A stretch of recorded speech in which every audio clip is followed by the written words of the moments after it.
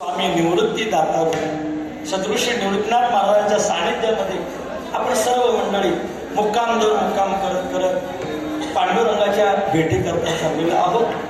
आपल्या सर्वांच्या वतीने ही कीर्तन रूपी सेवा अगदी कमी वेळामध्ये तासाभरामध्ये भगवान परमात्म्याच्या चरणी दादांच्या चरणी समर्पित करायची आहे. कीर्तन करता जो अभंग निवडलेला आहे जगद्गुरु तुकाराम महाराजांचा आहे. महाराज आपल्या जीवनामध्ये दास्यत्व कुणाचं करतात याचं प्रतिपादन करत आहे. प्रत्येक माणूस हा असतो दास, पण वाटतं मात्र स्वतःला मालक. शास्त्रकार असं म्हणतात, प्रभुत्वम इच्छन्ति सर्वे. प्रत्येकाला वाटतं माझं प्रभुत्व त्या ठिकाणी आलं पाहिजे. कोणत्याही क्षेत्रामध्ये, ते कला क्षेत्रामध्ये असेल, क्रीडा क्षेत्रामध्ये असेल, राजकीय क्षेत्रामध्ये असेल, परमार्थिक क्षेत्रामध्ये असेल, जगातलं कोणतंही क्षेत्र घ्या, त्या प्रत्येक क्षेत्रामध्ये वर्चस्व माझंच असलं पाहिजे ही प्रत्येकाची भावना राहते. परंतु मला वाटतं वर्चस्व आपलं नसतं, आपण या संसाराचे दास झालेलो असतो.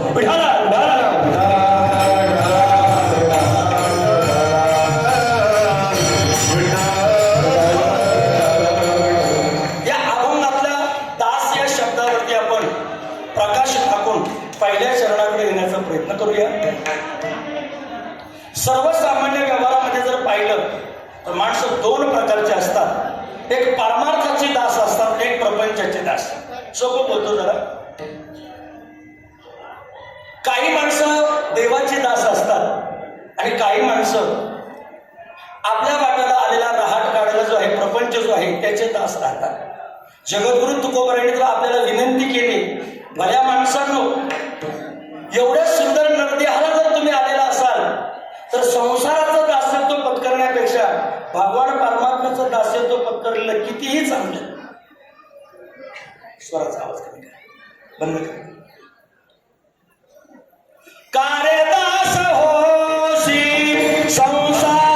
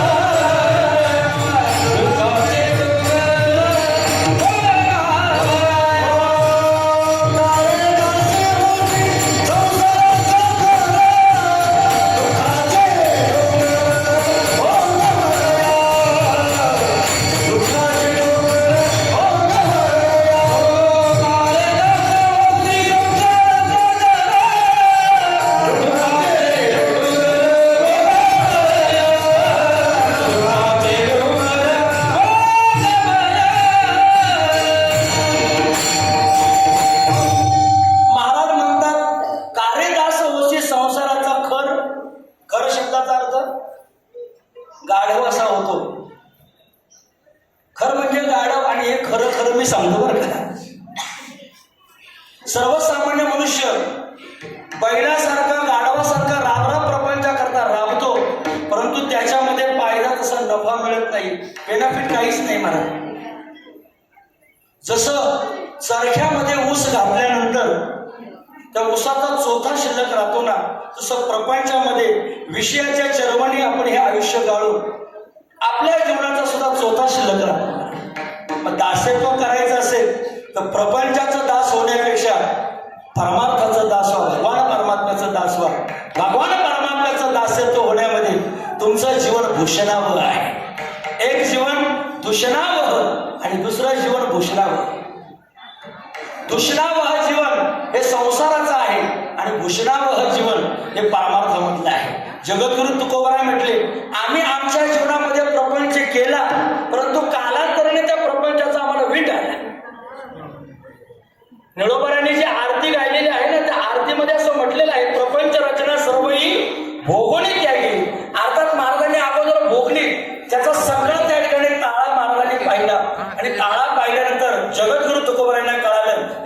प्रपंचामध्ये काहीही तथ्य नाही.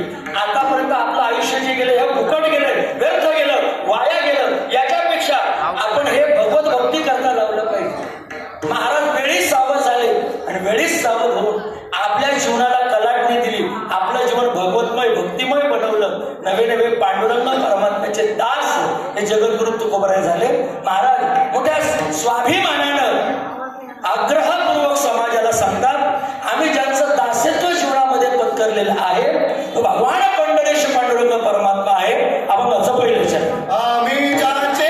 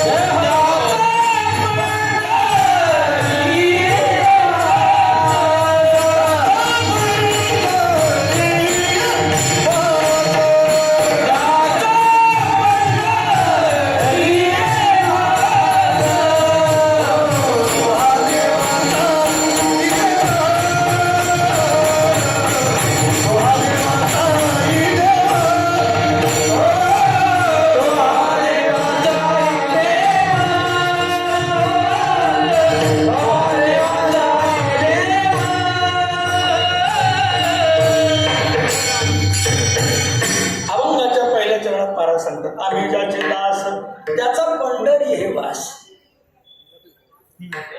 कुठल्याही गोष्टीला काहीतरी कारण असतं मला. कारणाशिवाय कार्य घडत नाही. सांगायचं ठरलं तर या चरणाच्या सिंहावलोकन आपण केलं.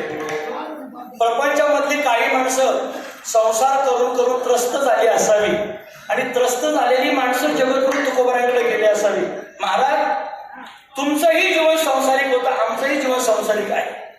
पण आज तुमच्या जीवनाची जी दिशा आणि दशा आहे ही वेगळी आहे. आमच्या जीवनाची दशा ही वेगळी आहे. याचं कारण तरी काय असू शकतं? महाराजांनी त्याचं उत्तर म्हणजे एक पहिलं चरण वापरलेलं आहे. महाराज म्हटले, अहो तुम्ही आतापर्यंत ज्या संसाराचे दास झाला त्या संसारानं तुम्हाला दुःखच दिले. प्रमाण सगळ्यांना माहिती आहे. संसार दुःख मूळ चौकडे विश्रांती नाही पोटे रात्रंदिवस. मला वाटतं हे प्रमाण इथं बसलेल्यापैकी सगळ्यांच्याच पाठ आहे. इथं असणारे सोडा, इथं नसणाऱ्यांच्या सुद्धा पाठ आहे. उठाला उठाला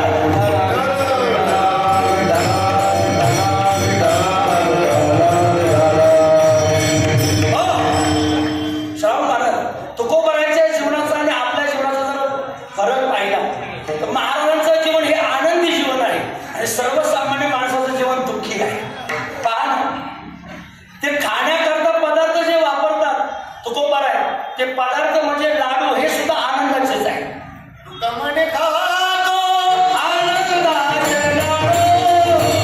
तुकामने खातो आनंदाचे लाडू.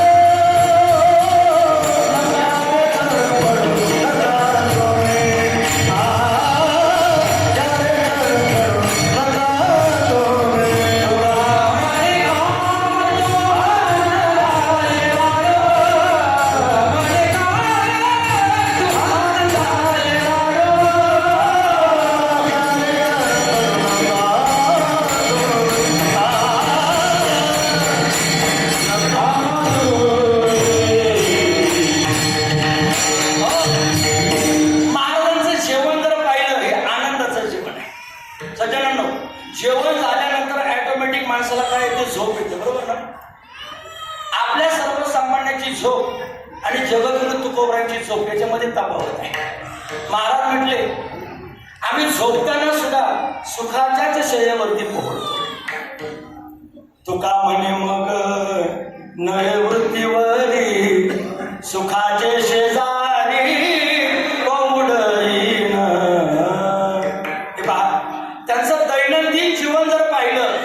जेवतानाही त्यांच्या जीवनामध्ये आनंदाच्या लाडूचे पदार्थ असतात, झोपतानाही सुखाची झोप त्यांना लागते.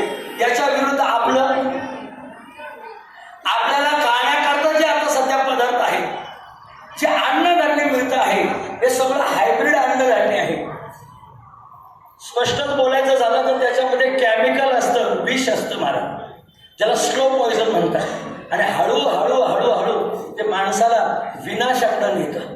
म्हणून तर तुम्ही आज पहा, मृत्यूचं प्रमाण जे वाढलंय ना, हे हार्ट अटॅकने जास्त वाढलंय. सर्वसामान्य जनरली माणसं तुम्ही ऑब्झर्वेशन जर केलं, तपासणी जर केली, पूर्वीच्या काळी माणसं म्हातारी होऊन मारायची, आताची माणसं नको त्या आजाराने मरतात. त्याचं कारण काय? खाण्यामध्ये त्यांचा दुष्परिणाम वाढलेला आहे. महाराजांचं खाणं चांगलं, महाराजांचं पिणं चांगलं, महाराजांची झोप चांगली, त्याच्याही पुढे सांगू का, महाराजांचा व्यवहार चांगला होता. सुखाचे व्यवहारी सुख लाभ झाला, आनंद कोंगाला मागे पुढे. महाराजांचं सगळं जीवन चांगलं होतं. याचं कारण असं, महाराजांनी दास्यत्व चांगल्याचं केलं होतं. हो, आपण ज्याला आदर्श म्हणून डोळ्यासमोर ठेवतो ना महाराज, त्याचे सद्गुण आपोआप आपल्यामध्ये उतरत असतात, असा नियम आहे. सांगायचं ठरलं तर मनुष्य जीवन हे कुणाच्या तरी आदर्शावर चालणारे जीवन आहे. माझ्या वाचण्यात ऐकण्यात एक दृष्टांत केलाय. पुण्यामध्ये नाना फडणवीस नावाचे अत्यंत हुशार पेशवे होते, अत्यंत हुशार. त्यांना काहीही विचारा ते हजर जबाबीने उत्तर देऊन टाकायचे. हजर जबाबीपणा हा महाराष्ट्रामध्ये अगदी थोड्या लोकांकडे आला, बोटावर मोजण्या इतकी लोक होऊन गेली. त्यामध्ये नाना फडणवीस झाले किंवा स्वामी विवेकानंद सुद्धा हजर जबाबी होते. ज्याची बुद्धी तीक्ष्ण असते ना महाराज, तो हजर जबाबी उत्तर देत असतो. नानांकडं एक व्यक्ती गेली आणि 2 घोड्या घेऊन गेली. घोड्या म्हणजे कोणत्या? पंपतवादाच्या नाही, घोड्यामध्ये प्राण्यांमधल्या घोड्या. नानांना सांगितलं, नाना याच्यामधली मुलगी कोणती आणि आई कोणती ओळखून दाखवा. आता त्या रंगानं रूपानं उंचीला अगदी सारख्या होत्या. सारख्या म्हणण्यापेक्षा तुम्हाला कळर अशा भाषेमध्ये सांगतो, सेम टू सेम. हा, हे लवकर कळतं. लोकांना मराठी नाही कळत, इंग्लिश लवकर कळत. सेम टू सेम होते. पुण्यामध्ये मुळामुठा नावाची नदी आहे. त्या नदीमध्ये 2ही घोड्या प्रवाहित करून दिल्या. ते 5 मिनिटाच्या अंतरावरती नानाने अवकाश घेतला, वेळ घेतली आणि लगेच उत्तर देऊन टाकलं.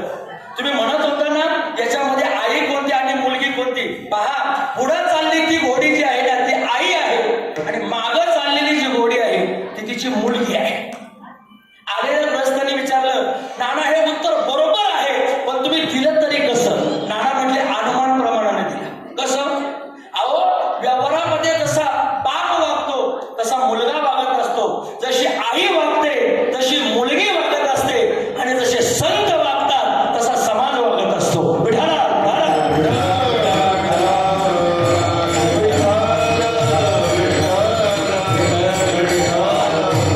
त्याला श्रीमद भगवद्गीतेचा पुरावा देता येईल आपल्याला. यद्यत आचरती श्रेष्ठ तत्त देवे इतरेजना. एक वडील जे जे करीती तया नाम धर्म ठेविती हेर अनुष्ठिती सामान्य सगळं. मंडळी, मला सांगायचा हेतू एवढाच आहे, माणसाचं जीवन हे आदर्शावर ठरलेलं आहे. कुणाचा ना कुणाचा तरी आदर्श घेऊनच माणूस पुढे चालतो. जगद्गुरु तुकोबांनी आपल्या जीवनामध्ये भगवान परमात्मा आदर्श ठेवला. पांडुरंग पुढ्यामध्ये ठेवल्यानंतर त्या पांडुरंगासारखं आपलं जीवन व्हावं अशी भावना तुकोबांची होती. म्हणून तर काया वाचा मनानं त्या पांडुरंगाला ते शरण गेले, दास्यत्व पत्करलं. महाराज म्हटले, आम्ही ज्याचे दास त्याचा पंढरी हे वास. सर्वसामान्य माणसांना मालक व्हायला आवडतं बुवा, दास व्हायला कोणाला आवडत नाही. तुम्ही एखाद्या लहान पोराला नुसतं काम सांगा, काढू तेवढा पाण्याचा तांब्या बघून अंतर झाला, ऐकेल का पोरगा? अलीकडं प्रत्येकाला वाटतं मी मालक झालं पाहिजे. एक सांगू का, दास होण्यामध्ये जी मजा आहे ना महाराज, ती मालक होण्यामध्ये कधीच मजा नाही. विठाला विठाला विठाला.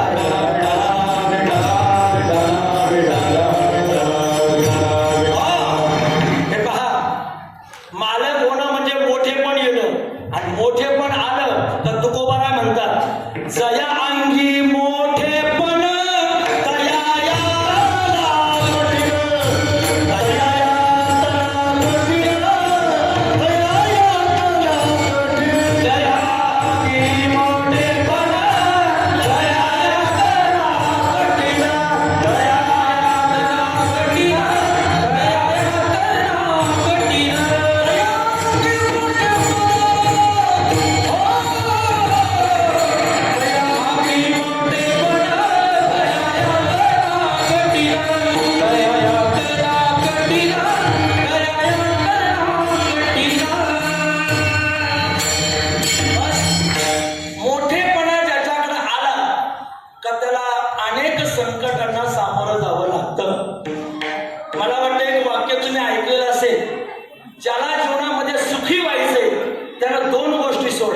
कोणत्या दोन गोष्टी?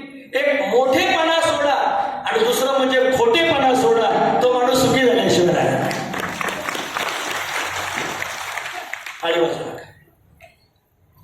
या दोन गोष्टी जो मनुष्य सोडतो ना महाराज, तो निश्चित प्रकारे सुखी झाल्याशिवाय राहणार नाही. मोठेपणा सोडा आणि खोटेपणा सोडा. सत्यत्वाचा जीवनामध्ये स्वीकार करा आणि नम्रतेचा